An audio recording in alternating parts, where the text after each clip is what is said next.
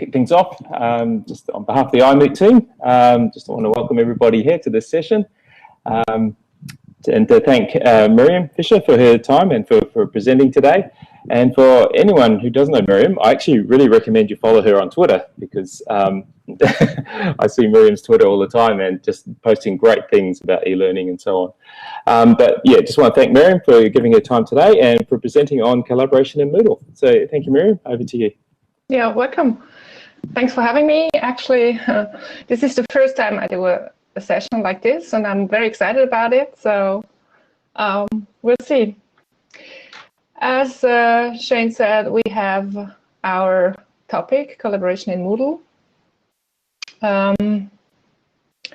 I think collaboration is an increasing feature in education, and that's also what I realize here in the Bay Area, where I'm based at the moment.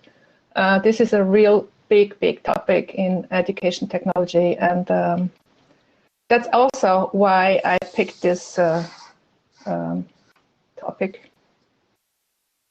I guess our world is also increasingly complex, and this makes also collaboration for itself a complex subject to go. Let's see if I can move my slides. Maybe first about me, a few words. I'm actually originally from Switzerland, and I moved with my family not long time ago to the Bay Area. This is also the first time I speak English in a presentation, so a lot of first times for me. You can find me on the web. I have a new English blog, also emotional.education. Of course, this is also the motion or the fact of moving in education, which is interesting to me. I have my old German blog, cyberlearning.ch, and you'll find my LinkedIn profile, and my Twitter handle is Netzlernen, also German word for networking and learning. So, collaboration. As I said, it's a complex topic for me, and I work with Moodle for more than 10 years, and I always thought that what we did, that was collaboration in Moodle. I will cite especially two people in my presentation today. It's Andrew Churches from his Origami for Education, Bloom's Taxonomy for the Digital Age. He developed Bloom's Taxonomy for a digital age. You probably have heard about it. And he said that collaboration is not a 21st century skill, but it is a 21st century essential. So this makes it quite important, I guess, or at least worth a closer look. That's what I did. That's why also I had to rename my my speech, because it's collaboration in Moodle is way too complex and too complicated to just show it. My presentation has a bit more experimental character now. I prefer now, thinking about collaboration in Moodle, because I discovered a lot of layers in this topic that I'm far from exploring right now, and I'm just making new experiences now that are really interesting. The more I plunged into this topic, I realized that it was really all about complexity. Nevertheless, I would like to show you how we worked when I was back in Switzerland with Moodle, and how we try to implement collaboration in education. Okay. Now, what we see here is an image of several people around the table with computers and notebooks, drinks. It implements a session, but you don't know really if they are collaborating or if they are just working at the same space or what they're exactly doing. So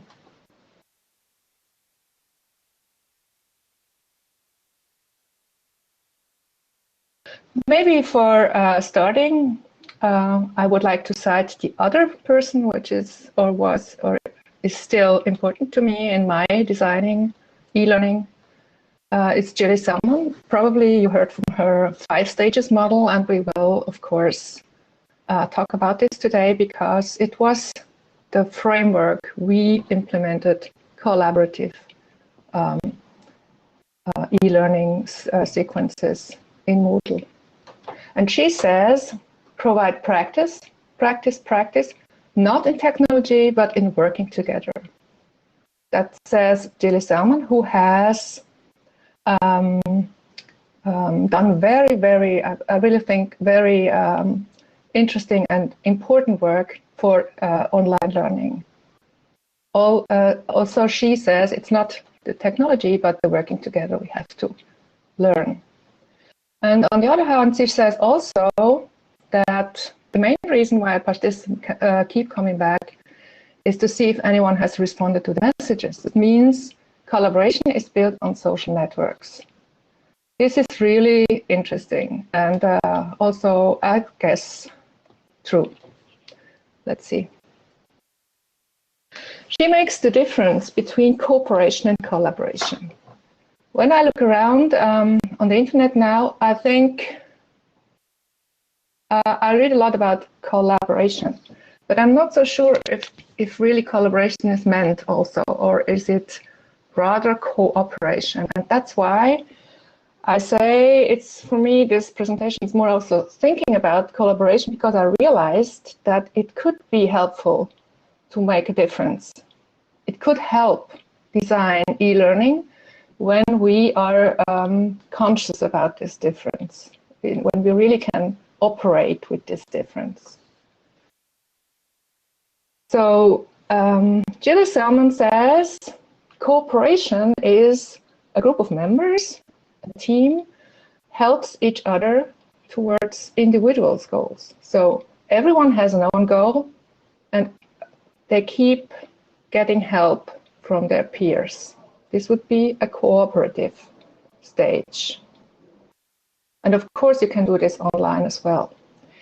Then collaboration is practice and knowledge construction, working together towards a common goal. This is different. This means that a group of people works together in order to produce one piece of art, in a way. This means collaboration is not the same as cooperation, but cooperation can be a part of collaboration. That's what I think now. Well, cooperation is more contributive or supportive work. It can also be seen here in the iMoot as in our Twitter feed. For me, this is a cooperative feature.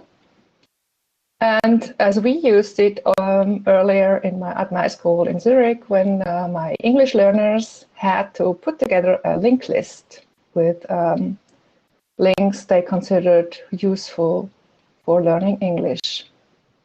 In these 2 features, you always can see who did the contribution. So it's not one piece resulting of it without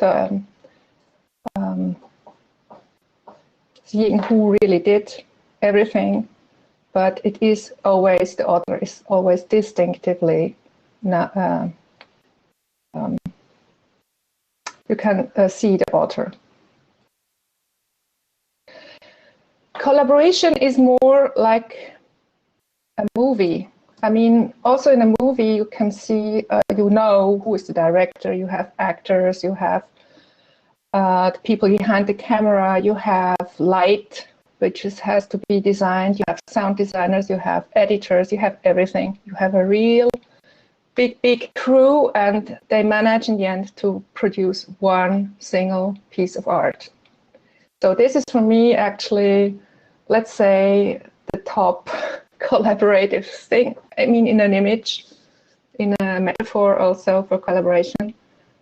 And of course, highly complex. I mean, you cannot just rush a film. It is really, it needs a lot of planning. It needs a lot of commitment and a lot of work. So cooperation and collaboration is somehow linked, but it's also different. I think a cooperation is more like a puzzle where you can distinguish the pieces still in the end, but a collaboration is more about the cake. In a cake, you cannot distinguish the ingredients anymore, but also if you know what's more or less in it. But it's a cake afterwards. It's not an assembly of elements. So this is it. This is about really. It's about the cake. Okay.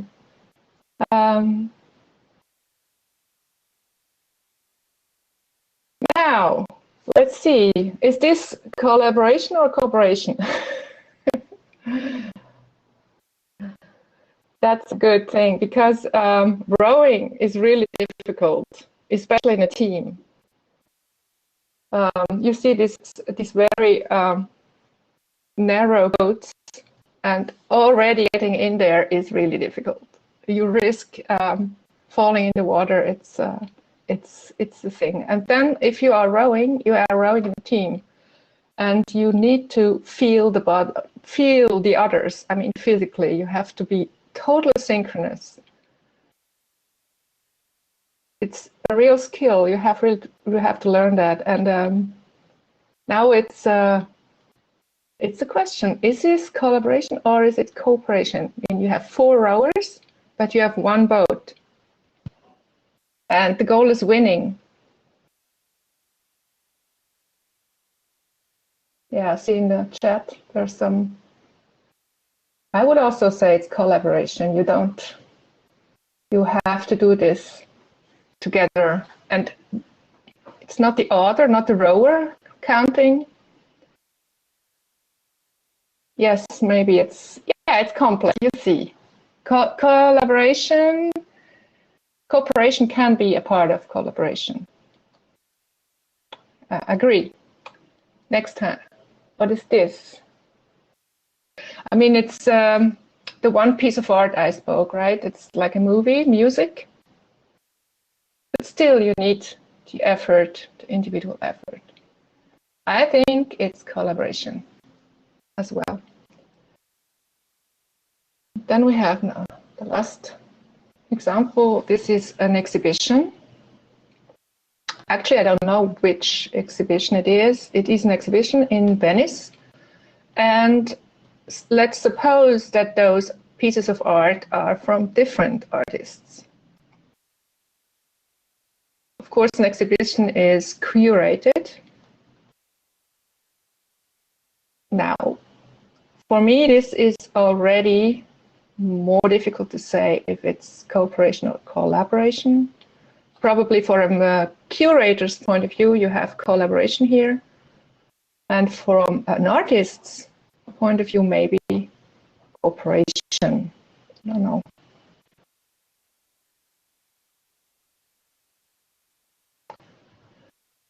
Okay. Just a short reflection. What did you say in the chat? Yeah, I know. Complex. Collaboration is a complex thing. So let's change topic. I mean, change it for a certain moment. The 5-stage model, you probably know that. I saw in the chat that some people know it. And it's, for me, a model I am that accompanies me for a long time now, and I'm really very fond of it because it is not only a description of a process, but it helps also design a process. And this is really very wonderful. And I think it's also not too complex. It's manageable, and you can also use it in cycles of e-learning sequences. So let's see now in this sequence. I would like to show you how we would implement collaborative or cooperative elements in those stages in our online courses in Moodle. So one thing before we go to the stage model is the activity. This is an element in this model Gilles Salmon described and invented actually, meaning online activities. These are small and also paced sequences, assignments that are designed in order to develop a habit of coming back for the learners and really participate in the process, and also that they get feedback in different forms. This is a very, very short resume of what Gilles Salmon subsums under activity, so you can read it in her book. It's really a good introduction. And it is a very useful element for designing e-learning sequences.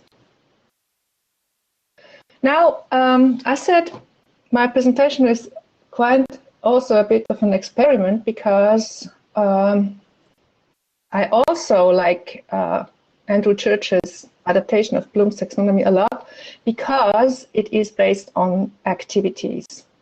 As you see here, we have Bloom's taxonomy in blue, and these are nouns. And on the other side is Church's, who adapts it for a digital age, and he is using verbs. And that's something I really like, and I'm inspired by it because when I create activities, I go also often to Churches and look on his layers what verbs he suggests. So that's really practical approach to this, and that's why for me those two models have, on the one hand, totally different basics and totally different points they start from different points. So it's not the same at all, but they have in common that they talk about learning activities. And that's what we tried to bring together in our activities. So let's say, make the experiment and compare those two models. And I realized that there is an intensity and complexity, an increasing complexity towards the top layers in both models. And you see there with Gilles Salmon's stage model, you have very, very small on the side. The amount of interactivity is increasing from the bottom to the top. The same is in Church's model. Okay, let's go to the Gilles Salmon's stage model. Now, the first stage of every course we also designed was make sure that the learners find their room and can access easily.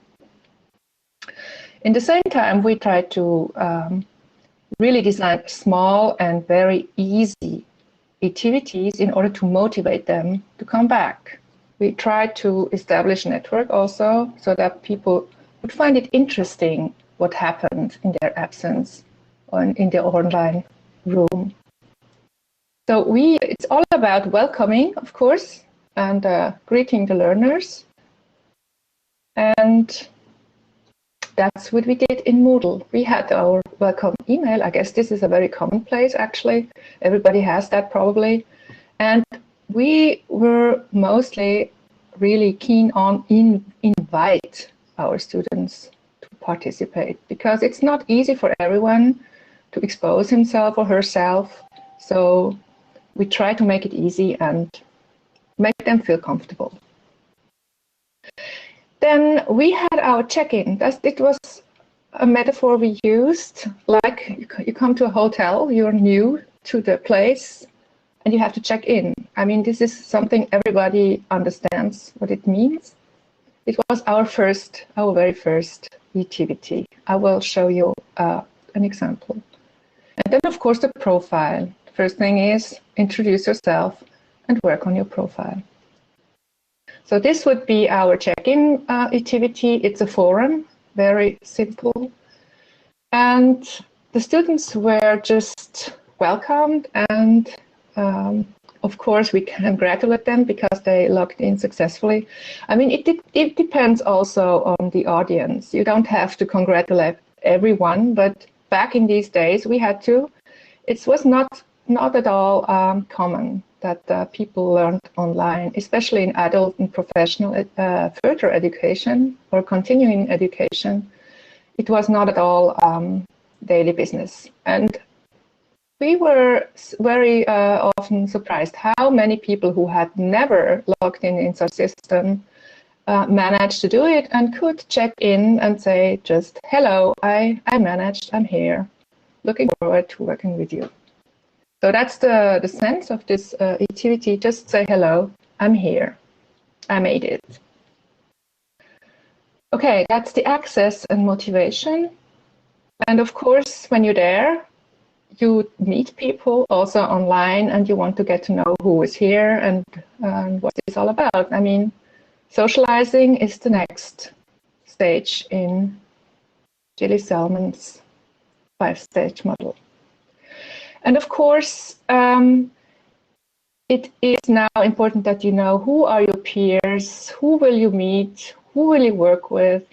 And also on the technical side, we tried to implement also very simple activities so that people could participate without big intellectual work, to just easy and simple and fun activities in order to come back and see what happened in your absence. And it worked pretty well. Of course, here again, the goals: get to know your fellow students, who else is there. I mean, actually, the same thing you do when you go to a place in person and meet. This is one example. We had the people write down in a forum again 3 statements to their person. And of course, you remember in the first phase they had to establish their profile on Moodle. And now the idea is that they say make three statements about themselves, and 1 is false. So it's a very popular activity. I realized I was myself a student in another course, and they did the same thing. It was interesting. Here's an example. For instance, post, I'm fluent in Japanese, I love Italian food, I'm half Italian, and 1 is false. So the others now have to say which one is false. So it's simple, everybody can make it. It's also fun because you can make up things. And it works. I mean, even people sometimes said, oh, it's a bit childish and I don't like to do this. But in my experience, it works. It always worked, because there were really people who had fun statements, and it was just fun. And people had 20 responses. This is really super to just come back, post something, read what the others did, answer them. This is also always part of the assignment, that you read what others posted and comment or answer or post back. That was really important to us, that we always made part of the assignment is read what the others posted and answer them, in order to keep conversation ongoing. So this would then be an example of the answers. One person did this statement, the others answer it. Very simple. Now, this is the question I asked myself. Is this now cooperative or collaborative? Well, another very nice feature I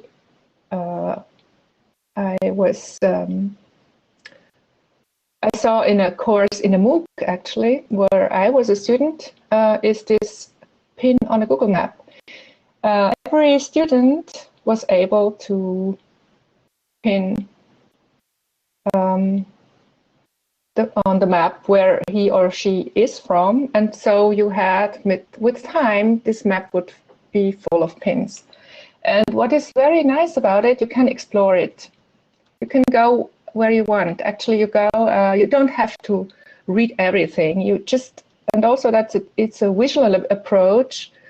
You go to a country you're interested in, or maybe there are people from, I don't know, some very surprising place of origin, and you can connect in a way, in a different way. That's what I really like, and that's not something we did, but I was totally inspired by them and by this, and I would like to try this.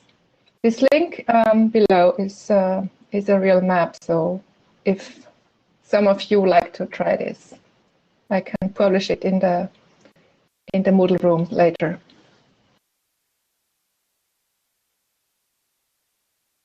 Also here, probably cooperative, but a nice way of connecting.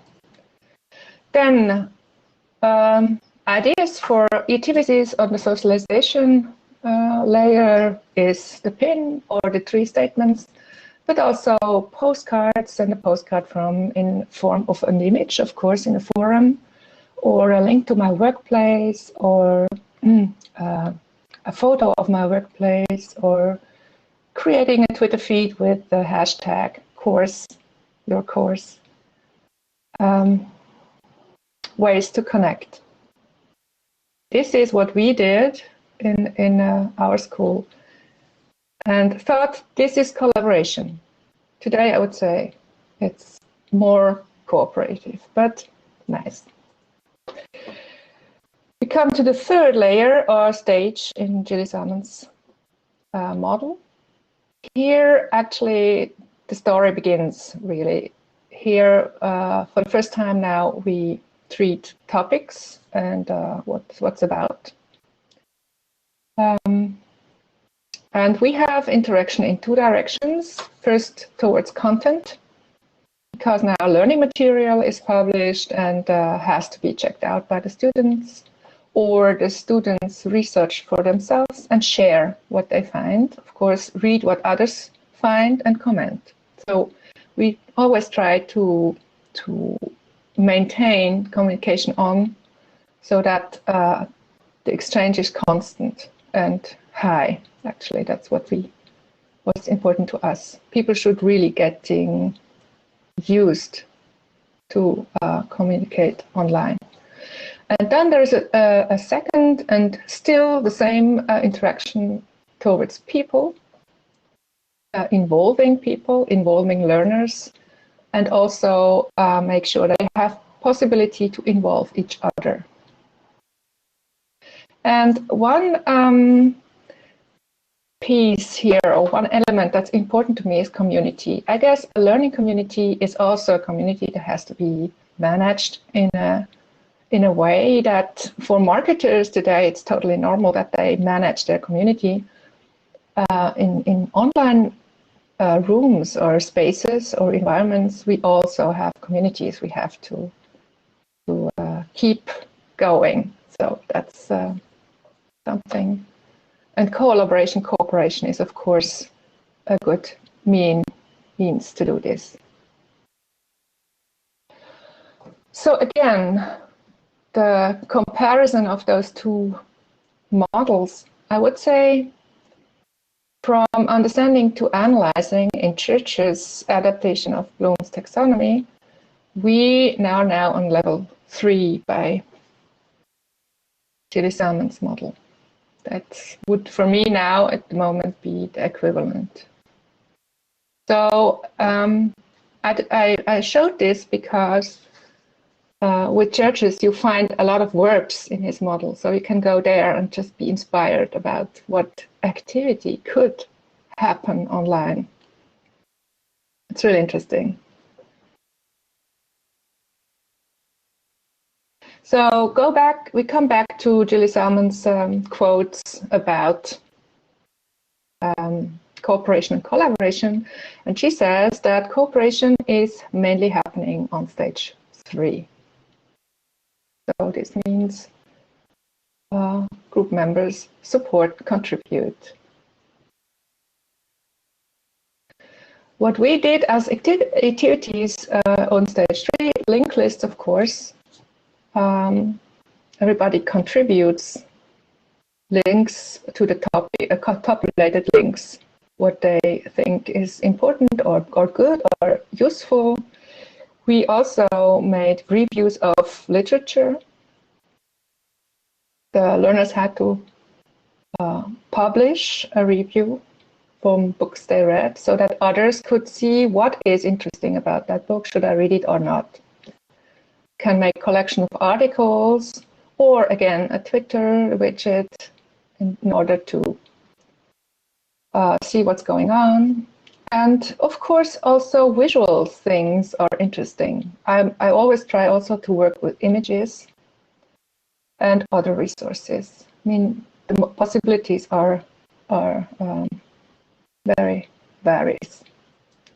Here is an example. We have English as a second language learners, also teachers. So they are in my course to learn how to teach English as a second language, and they have to cooperate in a linked list of useful links. Links with grammar, exercises, vocabulary, or interesting topics, videos, audios, everything. So this is a glossary. We took glossaries for that. And so it was very easy to contribute and to comment the links. This is also, again, part of the assignment that you read what others do and you react on that. This is a very, it's in German, but it doesn't matter because it's just resources, learning materials as provided often in Moodle rooms.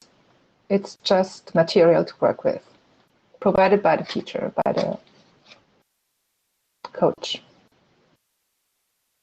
And here, an example of a Twitter feed in a blog. This is a last example as an activity. This is an older Moodle, you see. We used to do this a long time ago already. And it was a course for teachers who want to teach adults. And they had to handle literature about what is special in adult education. And of course, they could not read the whole list, but they could sign up for a book that they were interested in and then read it and write a short review for the others so that others could decide, is this book useful for me or not, or should I not read it? Yes, the Moodle history, right? I know, must be 2006 something, really. 10 years ago, I mean.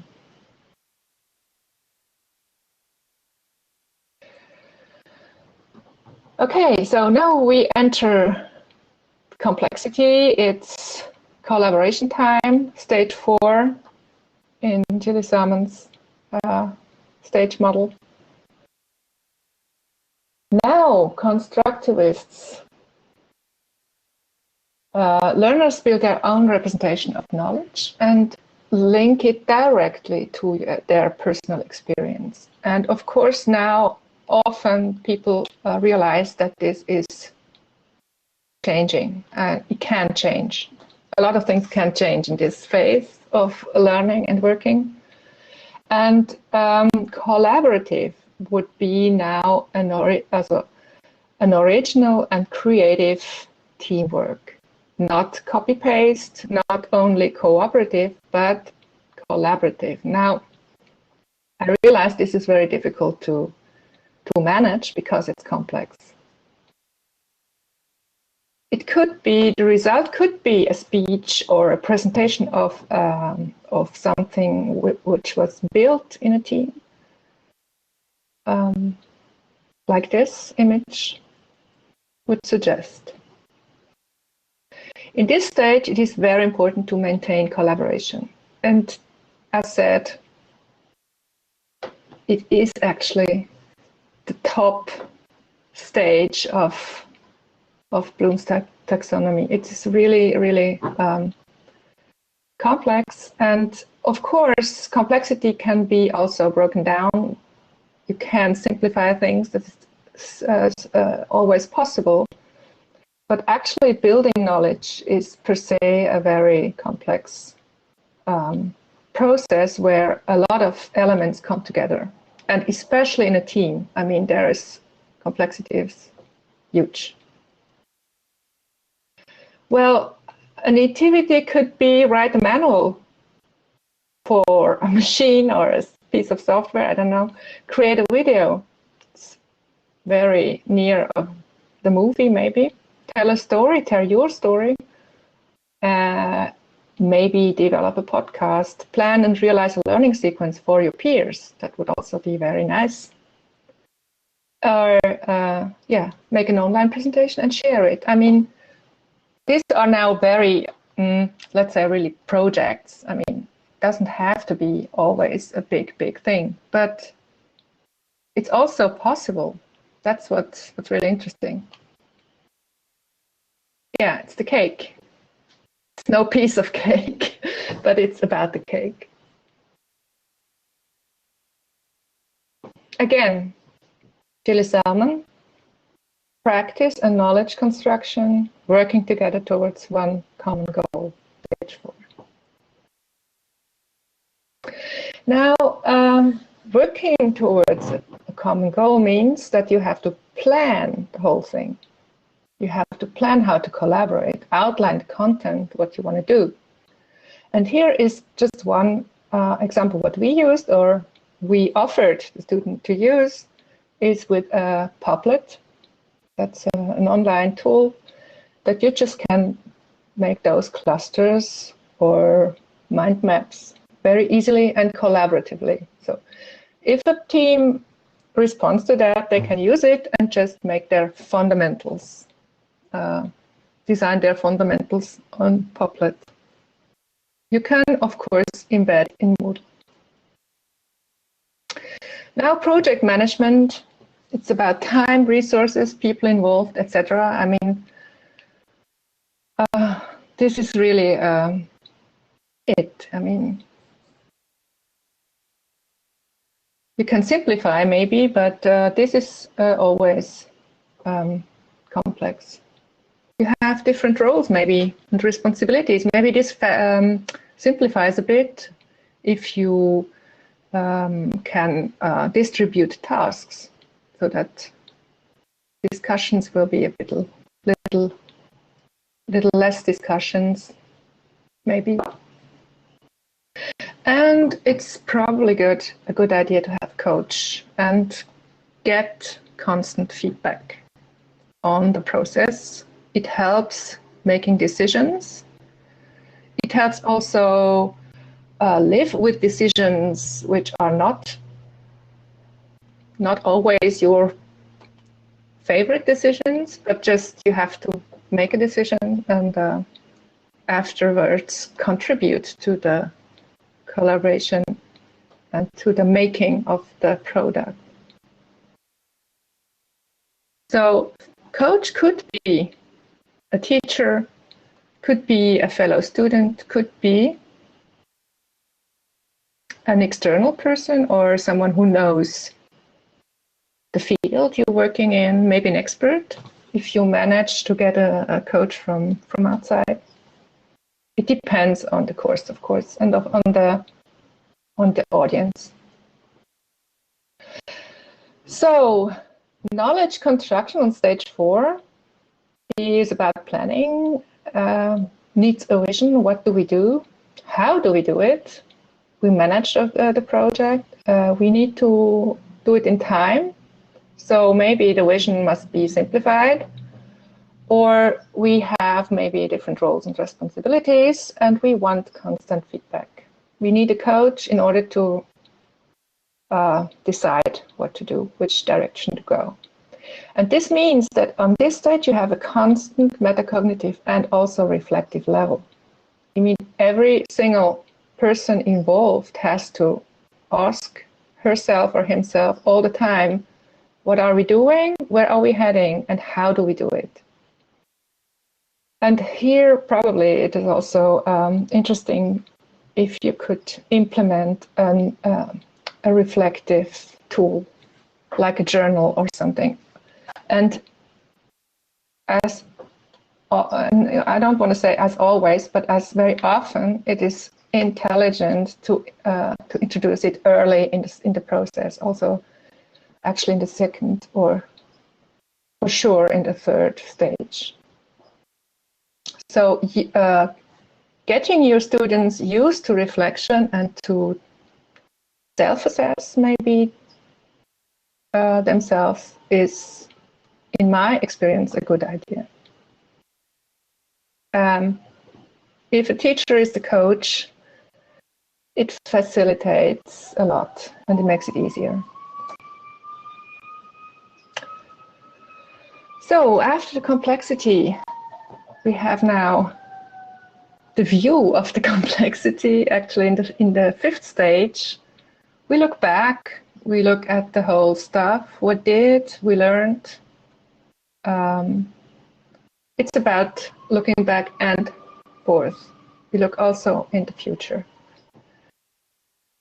In this stage, it's about reflection again, and also about transfer. What do I do now with what I learned? Maybe, or we did this as an activity often with an individual blog post. Maybe we used the blog already. It's a bit depending on the audience. And of course, not assessing, commenting on other blog posts. That's something that really goes on. And actually trying to get this also out in the internet, getting feedback from the internet, opening up. So this would be, for me, stage 5. Stage 5 is also called development because it has also an individual aspect of what is my future now? What are my next steps? Do I learn something new, or do I have another aspect that interests me? What am I going to do now? So, and as already mentioned, I guess, from stage 3 to 5, actually, you can also use this in a cyclic way. In a way, if you have a course with modules with certain or different topics, actually you can restart on level 3 when the students are the same or when the group stays the same. So that is all about practice, practice, practice. As Julie Selman said, not in technology, but still also in technology, but in working together. I guess this is really the collaboration in Moodle is as much as collaboration itself as about Moodle or implementing external tools into your virtual classroom in Moodle. So I guess we are on the end of the presentation. Are there any questions or comments, inspirations?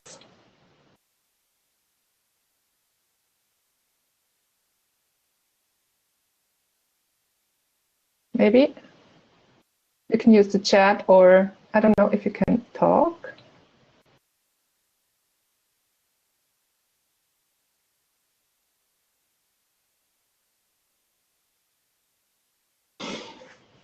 You're welcome.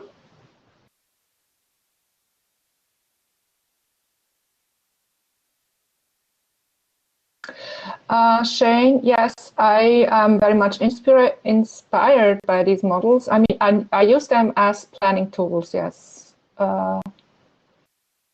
Especially when I want to create new activities, I check out Church's list of activities and verbs, and also, of course, the levels. Sometimes I have ideas, and that's really inspiring. And yes, it's really interesting. Me too. Jilly Salmon is always something I come back to. I don't know.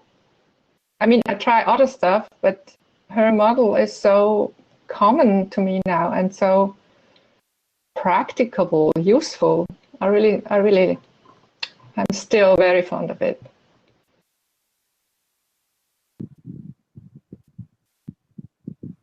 Yeah, of course.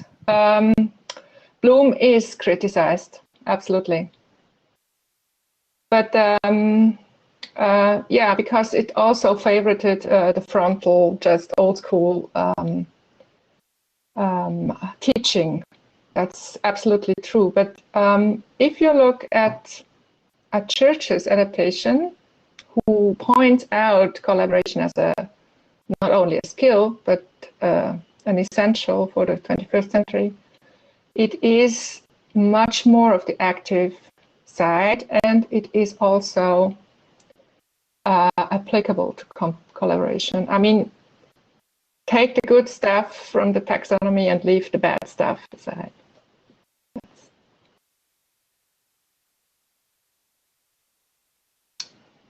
Right.